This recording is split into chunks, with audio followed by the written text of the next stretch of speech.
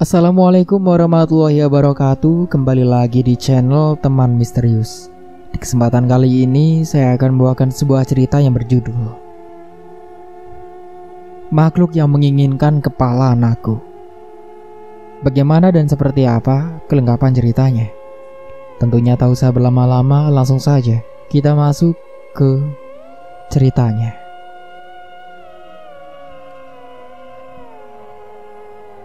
Sudah 5 tahun Santi menikah. Akan tetapi ia dan suaminya masih menumpang di rumah sang mertua. Santi mempunyai suami bernama Rizky, dan ia mempunyai seorang putra namanya Roni. Mereka memang lama menikah, tapi mereka masih menumpang. Sebenarnya Rizky mendapatkan gaji yang lumayan, tapi dia tidak mau membeli rumah secara kredit. Dia ingin membeli secara cash dengan menabung terlebih dahulu.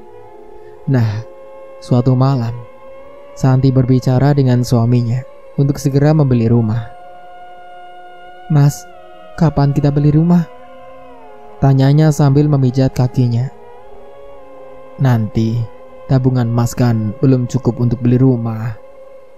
"Ibu sudah nyindir loh mas, bosan aku dengarnya."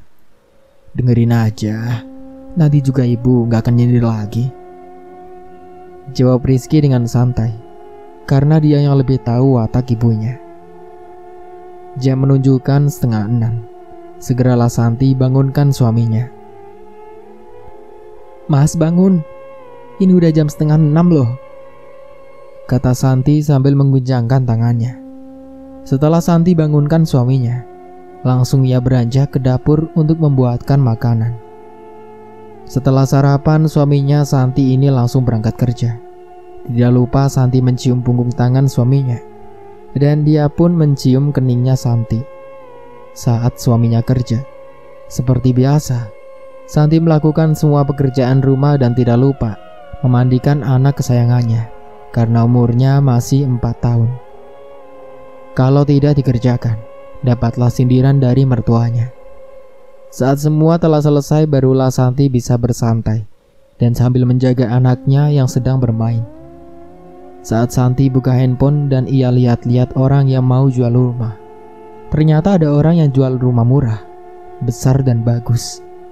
Ia pun tak sabar ingin memberitahu suaminya tentang rumah itu. Jam sudah menunjukkan pukul 6:30 malam. Suaminya Santi pun pulang. Sampainya dia di rumah, wajahnya pun tampak bahagia. Dia segera menarik tangannya dan meminta Santi untuk ke kamar. "Mas, ada apa? Kok tumben kamu bahagia banget?" "Mas dapat rezeki, Dek. Mas dapat bonus dari kantor," katanya sambil menyodorkan sebuah amplop. "Loh mas, ini banyak banget. Berapa ini mas?" tanya Santi sambil membuka amplop itu. 150 juta, Dek." "Alhamdulillah mas. Jadi dong kita beli rumah." "Emang ada yang harga segitu, Dek?" tanya suaminya. "Ya ada mas, coba kamu lihat," kataku sambil menunjukkan foto rumahnya. "Oke, esok kita kesana ya. Besok juga mas libur." Esoknya mereka langsung menuju ke rumah itu. Alamatnya Santi dapat dari postingan itu. Setelah melihat-lihat dan bernegosiasi harganya, akhirnya suaminya Santi setuju untuk membeli rumah itu. Karena jaraknya dekat dengan kantor dan letaknya pun strategis. Esok harinya, suaminya Santi mengambil cuti 2 hari untuk mengemas dan memindah barang-barang mereka. Setelah sampai di rumah itu, ternyata yang punya rumah sudah berdiri menunggu mereka. "Saya kesini memberikan kunci rumah, dan saya membawa saudara saya untuk bantu-bantu mas dan mbak," katanya sambil menyodorkan kunci. "Terima kasih loh mas, malah saya jadi ngerepotin." Namun tiba-tiba ada seorang wanita tua berdiri di depan pagar sambil menatap tajam ke arah mereka. "Ma, Roni takut," kata anaknya Santi sambil memeluknya dengan erat. "Gak apa-apa, kamu jangan takut." Betapa terkejutnya mereka. Wanita tua itu tiba-tiba berteriak kencang. Jangan tempati rumah itu.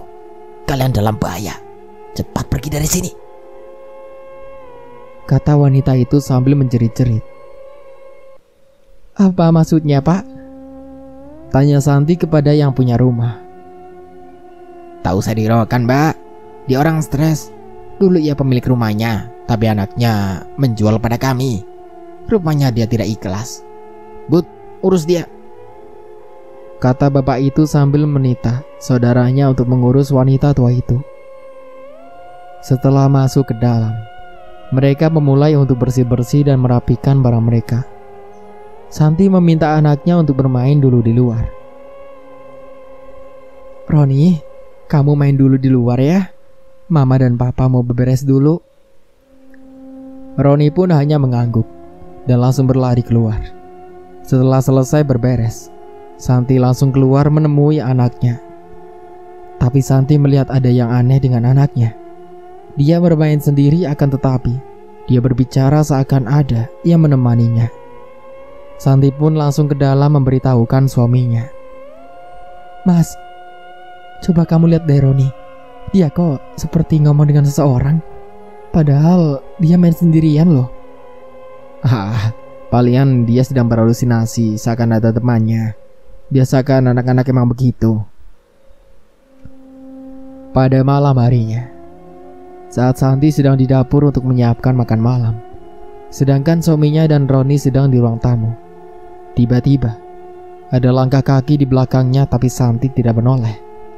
Nah, saat makan malam, Santi pun bertanya pada suaminya. Mas tadi ke dapur ya? Tanya Santi pelan. Enggak kok, Mas di ruang tamu aja. Mungkin Roni? Tanya Santi lagi. Enggak juga, Roni sama Mas tadi gak kemana-mana. Lah, terus siapa dong? Tanya Santi lagi dengan pelan. Sudah, makan aja dulu. Mungkin kamu salah dengar, kata suaminya. Tapi Santi yakin ia tidak salah dengar, karena suaranya sangat jelas. Saat Santi cuci piring bekas makan malam, dari balik tirai seperti ada yang menatapnya tajam. Setelah ia lihat tetapi tidak ada. Saat Santi mencuci piring lagi, tiba-tiba piring yang masih di atas meja makan jatuh. Santi pun langsung berlari ke depan dan berteriak memanggil suaminya. Mas, teriaknya sambil berlari. Ada apa, Dek? Tadi adik rasa di dapur ada yang melihat adik, Mas, kata Santi sambil menarik-narik tangannya. Mungkin kamu kelelahan jadi berhalusinasi deh. Ya udah, kamu istirahat biar Mas yang melanjutkan pekerjaanmu. Jam menunjukkan pukul 1:30 dini hari. Santi terbangun, tapi ia dengar seperti Roni sedang berbicara. Akhirnya Santi pun bangunkan suaminya, dan ia pinta dia untuk mengecek ke kamar Roni. Mas bangun, Mas. Ada apa, Dek? Coba Mas dengar, kayaknya Roni bangun deh. Coba Mas lihat deh. Ya udah, ayo kita lihat. Baru saja mereka keluar kamar, mereka melihat ada jejak kaki yang menuju ke kamar Roni, dan jejak kaki itu penuh lumpur. Saat mereka tiba di kamar Roni, mereka lihat Roni duduk di kasurnya sambil berbicara, entah dengan siapa dia berbicara. Santi pun mencoba memanggil Roni, tapi tidak didengarnya. Suaminya pun langsung berlari dan menggendong Roni untuk masuk ke kamarnya. Esok harinya suaminya Santi mulai berangkat kerja, dan hanya mereka berdua yang ada di rumah. Roni yang sedang bermain di ruang tamu tiba-tiba hilang. Santi pun mencarinya sampai ke halaman belakang. Anehnya, setelah Santi coba cari ke dalam lagi, Roni ada di ruang tamu lagi. Apa? Kok aneh? Pikir Santi. Roni tadi kemana? Kok mama cari gak ada? Tanya Santi dengan lembut. Roni tadi ke kamar. Ada kakek tua manggil Roni. jawabnya. Seketika Santi pun jadi merinding. Sejenak anaknya terdiam dan menatap ke arah dapur. "Mah, ada pocong sama ada zombie," kata Roni. Jujur saja mereka tidak pernah melihatkan gambar pocong, memberitahu nama pocong, dan tak memberitahu bentuk pocong. Tapi Roni tiba-tiba tahu dengan sendirinya. "Nah, kamu dari mana tahu itu?" tanya Santi dengan nada sangat pelan. "Temannya di kamar memberitahu. Itu loh, dia ada di sana. Dia gini kan, Mah?" kata Roni sambil menggayakan. Tanpa pikir panjang, Santi pun langsung keluar rumah dan memesan ojek online untuk ke rumah mertuanya. Sampai jam sudah menunjukkan pukul 4:30. Santi pun pamit dengan mertuanya dengan rasa takut, karena Santi harus pulang ke rumah itu. Sesampai di depan gerbang, tiba-tiba nenek tua itu datang dan menarik tangannya. "Ada apa, Nek?" tanya Santi. Kamu harus hati-hati dengan rumah itu. Anakmu sudah didekatinya.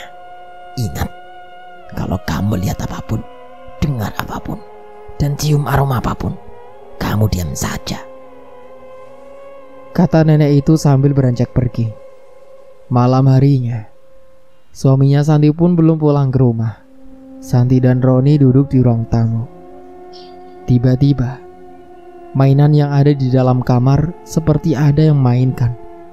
Tapi Santi ingat kata nenek itu. Roni diam sejenak dan menatap ke arah dapur lagi. "Mah, kok zombie itu datang lagi?" katanya. "Biarin aja, Ron. Dia gak ganggu Roni juga kan?" kata Santi yang terus menatap TV.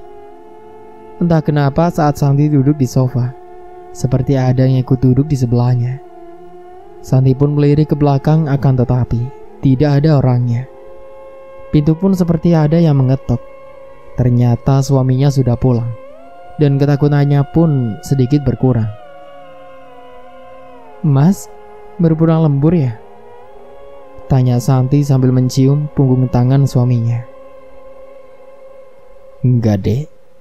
Tadi di jalan macet banget," jawabnya sambil melepas sepatu dan jaketnya. "Ya udah, Mas mandi dulu sana, terus makan malam." Suaminya Santi pun langsung pergi ke kamar mandi. Setelah ke kamar mandi dan sudah pakai baju, dia tidak langsung makan tetapi duduk di samping Santi di depan TV. "Dek, kok saat Mas mau ke kamar mandi, Mas lihat dari jendela seperti ada kakek tua di halaman belakang?" "Sudah, Mas, jangan ngomong gitu. Makan dulu sana, baru bicara lagi." Suaminya Santi pun pergi makan dan Santi ke kamar Roni untuk menidurkannya. Setelah Roni tidur, Santi pun mendekati suaminya yang duduk di ruang tamu. "Nah, Mas, kamu kan bahas kakek tua itu tadi." "Iya, siapa sih, Dek?" "Kalau Mas mau tahu, nanti kita tanya deh sama Roni." "Lah, apa hubungannya dengan Roni?" "Nanti Mas juga bakalan tahu. Ayo kita tidur, Mas."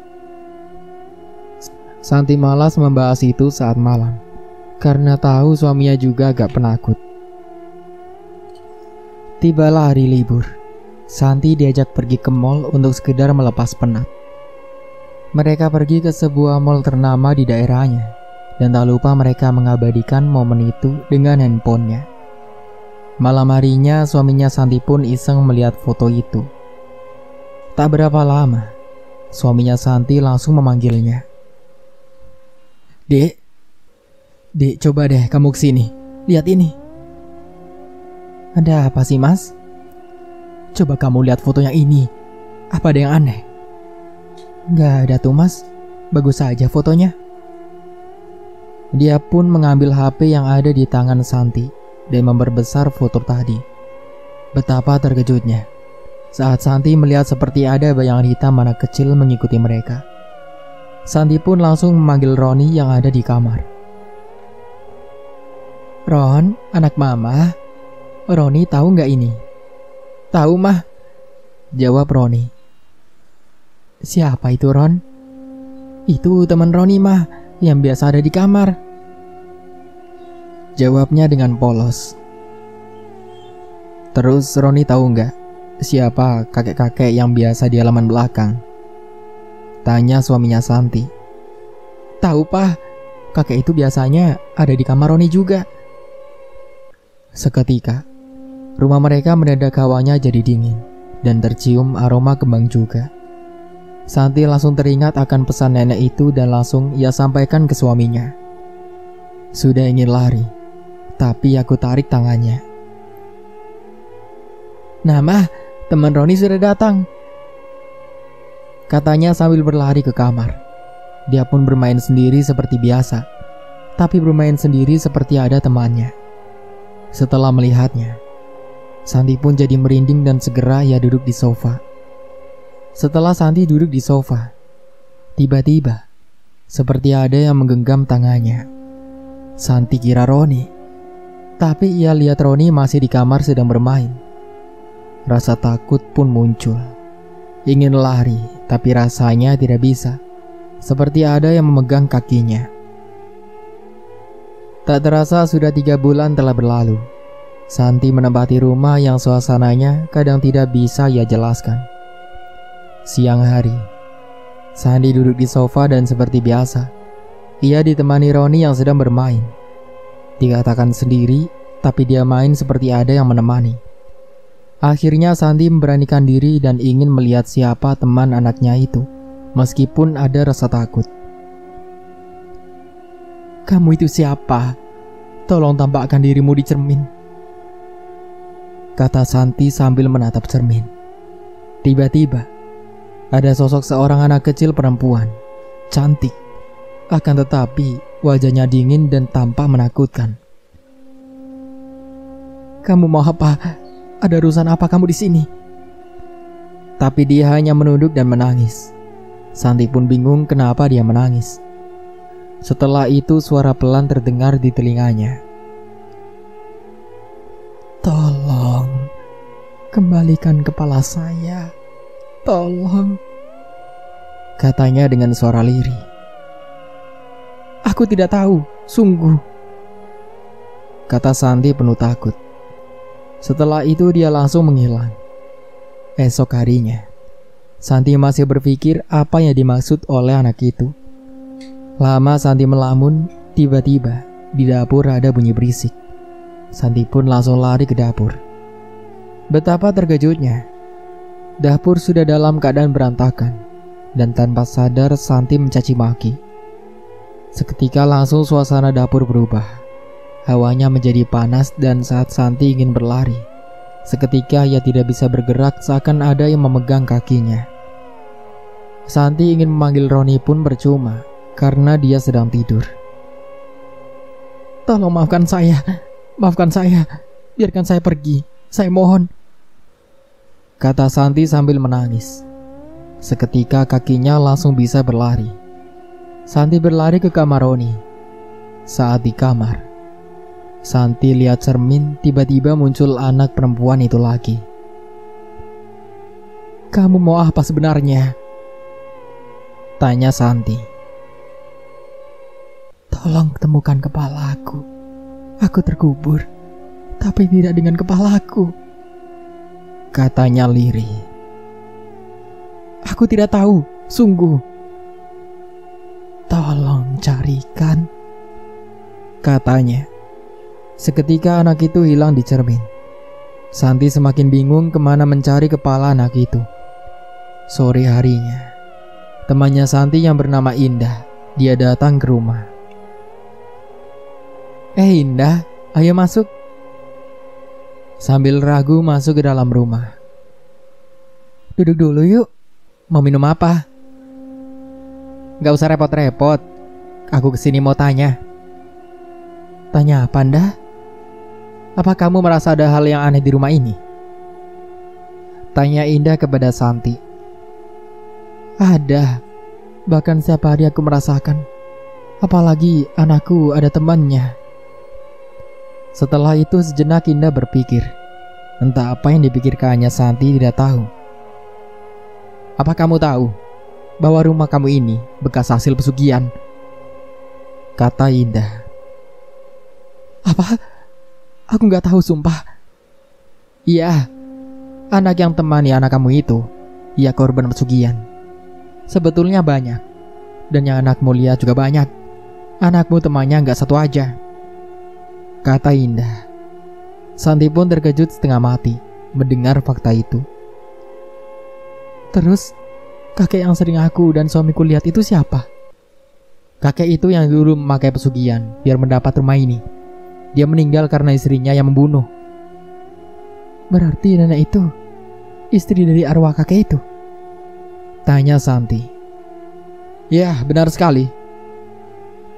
Santi tiba-tiba lemas mendengar penjelasan Indah. Tiba-tiba terdengar suara dari kamar Roni, dan ia pun terbangun. Dia menangis jadi-jadinya. Santi bingung. Biasanya tidak seperti ini dia menangis. Lalu Indah berkata, San, ada yang jahat dengan anakmu. Siapa, Sar? Katakan siapa? Penguasa rumah ini. Dia tinggi besar. Tapi kamu bisa sedikit tenang, karena ada anak perempuan yang menjaganya. Dia baik dan sayang dengan Roni. Kalau tidak ada dia, mungkin Roni sudah dibawanya sejak awal kamu tinggal di sini, kata Indah. Itu temannya Roni, Indah. Meskipun ada yang jaga Roni, tetap saja aku tidak boleh lengah. Betul, karena sewaktu-waktu temannya Roni itu tidak bisa ada di sini, sambung Indah. Hari menjelang malam, Indah pun pamit pulang. Setelah Indah pulang, tiba-tiba dari dalam terdengar bunyi sesuatu yang jatuh. Santi pun langsung melihat ke dalam dan melihat keadaan Roni. Ia lihat Roni berdiri dan tatapannya menatap dapur. Ada apa, Ron? Roni lempar apa tadi? Itu mah, ada zombie jahil. Jadi Roni lempar dia pakai mainan Roni, jawabnya sambil menunjuk dapur. Terus teman Roni mana? Tanya Santi lagi. Teman Roni pergi mah, katanya takut juga, jawabnya. Akhirnya Santi gendong Roni dan ia bawa ke kamarnya. Esok harinya, dari luar ada seorang mengetok pintu rumahnya. Saat dibuka ternyata Indah yang datang. Indah, ayo masuk. Ada apa, Indah? Kok cepet banget kesini lagi? Tanya Santi. Aku merasa makin tidak enak dengan rumahmu, San. Penguasa rumah ini seperti ingin meminta, tapi aku masih tidak tahu dia mau meminta apa. Di tengah pembicaraan mereka, tiba-tiba suara yang sama seperti kemarin muncul lagi di kamar Roni dan saat Roni tidur pula. Akhirnya Roni bangun dan menangis jadi-jadinya lagi. Santi dan Indah pun bergegas berlari menuju kamar Roni. Tolong, bawa anakmu dari sini dan panggil suamimu untuk pulang. Anakmu titipkan saja dulu, kata Indah. Iya, Indah, kata Santi sambil berlari. Dan Roni ia titipkan dengan Pak RT di situ. Kebetulan Pak RT di situ mempunyai anak yang kecil-kecil juga. Dengan segera Santi menelpon suaminya dan memintanya untuk segera pulang ke rumah. Sekitar 20 menit menunggu. Akhirnya dia pulang dan bertanya kepada Santi. Ada apa, Dek? Mana Roni? Nanti aja aku jelaskan, Mas. Sekarang Mas masuk dulu. Santi dan suaminya pun masuk dan mereka melihat Indah sedang duduk dengan tatapan kosong. Dan Santi pun memanggilnya. Indah, Indah, kata Santi sambil menepuk pundaknya. Dan akhirnya dia sadar. Cepat, kalian mencari tukang gali. Dan jangan lupa buat satu lubang di pemakaman, kata Indah. Suaminya Santi pun langsung berangkat tanpa bertanya dengan Indah. Tak berapa lama, suaminya Santi pun datang dengan tukang gali kubur. Indah meminta mereka mengikutinya. Ayo ikuti aku, kata Indah.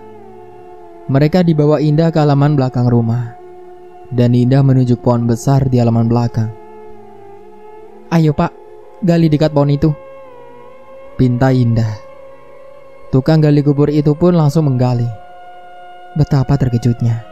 Ternyata di situ banyak tengkorak kepala dan rata-rata ukurannya sama. Pak, tolong kuburkan kepala-kepala ini di pemakaman, kata Indah. Bapak itu langsung membawa dan menguburkan kepala itu. Disaksikan oleh suaminya Santi, Pak RT, dan beberapa warga. Mereka awalnya bingung, tapi setelah Indah menjelaskan dengan detail, barulah mereka mengerti dengan sekaligus terkejut. Setelah mereka pulang, teror di rumah itu semakin menjadi-jadi. Tak berapa lama, nenek tua itu datang lagi. Tebang pohon itu, cepat tebang, kata nenek itu sambil berteriak dan menunjuk pohon besar di halaman belakang. Akhirnya suaminya Santi memanggil beberapa warga untuk memotong pohon yang besar itu. Saat pemotongan, Santi rasa bahwa di sekitar rumahnya jadi panas. Padahal cuaca saat itu mendung. Dan aneh, pohon itu tidak bisa ditebang, meskipun sudah dilakukan berulang kali. Melihat keanehan itu, nenek tua itu pun maju. Kalian semua mundur, kata nenek itu. Akhirnya mereka mundur termasuk Indah. Santi pun bertanya kepada Indah. Dah, kenapa kita disuruh mundur? Ada seseorang badan besar, tinggi seperti pohon itu. Kayaknya nenek itu mau bicara. Dan kelihatannya seseorang itu marah, kata Indah seketika nenek itu berteriak. Apalagi kamu mau, ha? Aku tidak bisa ikut campur lagi. Itu urusanmu dengan suamiku. Janganlah meminta apa-apa dari pemilik rumah ini. Mereka baru dan tak tahu apa-apa, kata nenek itu dengan nada tinggi. Seketika Indah memejamkan matanya. Setelah itu Indah nampak terkejut. Astaga, penunggu pohon itu ingin anakmu sebagai sasaran untuknya, kata Indah. Santi dan suaminya pun terkejut. Jangan kau minta anaknya. Mereka tak tahu apa-apa masalah ini, kata nenek itu. Kau mau persembahan terakhir? Ambil saja kepalaku. Tapi tolong, jangan ganggu mereka lagi, kata nenek itu. Setelah nenek itu mengucapkan kata itu, seketika kepala nenek itu terputus, seperti ada yang menebasnya. Santi yang tak sanggup melihat itu langsung berteriak, dan kakinya langsung lemas. Pak RT langsung memerintahkan warga yang ada di situ untuk mengambil dan menguburkan jasad nenek itu. Sebagian warganya lagi diperintahkan Pak RT untuk menebang pohon itu. Akhirnya pohon itu bisa ditebang tanpa ada kendala seperti tadi. Besok harinya setelah kejadian itu, Santi bercermin dan melihat sosok anak kecil itu. Dia mengucapkan terima kasih kepada Santi. Dan setelah itu dia menghilang dan Roni, dia masih mencari-cari temannya. Mah, teman Roni kok gak datang ya? Tanya Roni. Katanya teman Roni pindah sayang. Roni main di tempat Pak RT aja ya, jawab Santi sambil mengusap kepalanya. Iya mah, kata Roni. Tapi Santi masih bingung dengan rumah itu. Apa masih aman atau tidak? Setiap hari Santi masih merasa hawa panas dan perasaan yang tidak bisa ia jelaskan di rumah itu. Malam harinya Santi bicara dengan suaminya untuk pindah dan menjual rumahnya. Tanpa pikir panjang, suaminya Santi mengiyakan dan besok harinya mereka mencari rumah kontrakan. Setelah dapat, mereka langsung pindah dari rumah itu. Sebelum itu mereka mampir dulu ke pemakaman nenek dan beberapa anak-anak itu.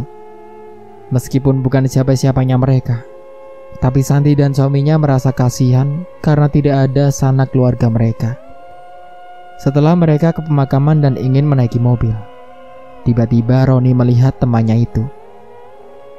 Mah, Pak, itu teman Roni dengan ayah dan ibunya. Dia mendedah Roni, Mah. Mereka mau kemana, Mah? Teman, jangan tinggalkan Roni, kata Roni sambil menangis. Karena cuman arwah anak itu yang mau dan setiap saat menemani Roni. Mereka mau pindah rumah, nak, sama dengan kita, kata Santi. Tak terasa air mata juga menetes.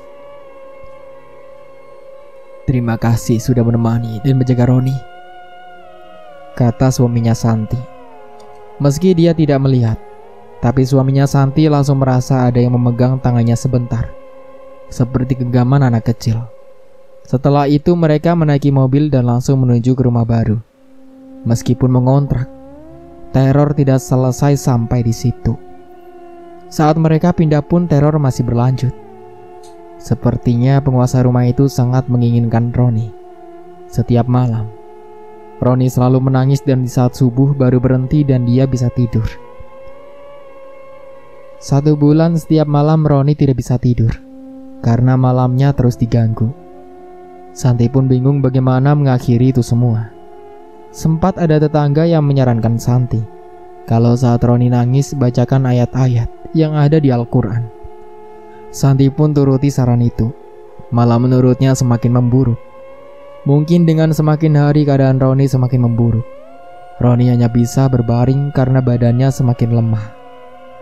Tidak ada makanan atau minuman yang masuk ke tubuhnya. Dia hanya bisa menangis di tempat tidur.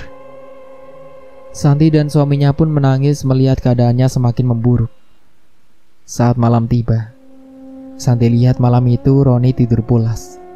Tidak seperti malam-malam sebelumnya. Santi dan juga suaminya pun bisa tertidur juga. Saat menjelang subuh, Indah menelponku. Halo San, kata Indah. Kedengarannya seperti habis menangis. Iya Indah, loh ada apa? Kok kamu seperti habis nangis? Tanyanya. Dia bercerita lewat telepon bahwa dia melihat Roni sudah dibawa. Dan ia ingin Santi melihat keadaan Roni sekarang. Tanpa pikir panjang, Santi membangunkan suaminya. Mas, bangun mas. Ayo kita lihat Roni. Lantas mereka berdua langsung ke kamar Roni. Betapa terkejutnya. Roni sudah pucat pasi. Dek, ikhlaskan. Roni sudah tidak ada, kata suaminya Santi sambil meneteskan air mata. Seketika tangis Santi pecah. Rasa tidak ikhlas melepaskan Roni anak satu-satunya. Tapi Santi harus ikhlas demi ketenangannya. Setelah kepergian Roni, teror-teror yang ada di rumah mereka menghilang. Mungkin penghuni rumah itu ingin sekali mengambil Roni dari mereka. Tapi Santi tidak bisa menyalahkan itu sepenuhnya. Mungkin ini sudah takdirnya Roni. Esok harinya, Roni langsung dimakamkan.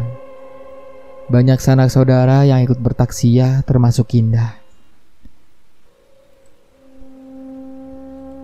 Dan begitulah akhir dari ceritanya. Semoga dari cerita ini kita bisa ambil hikmah dan pelajarannya. Saya pamit undur diri, kurang lebihnya mohon maaf.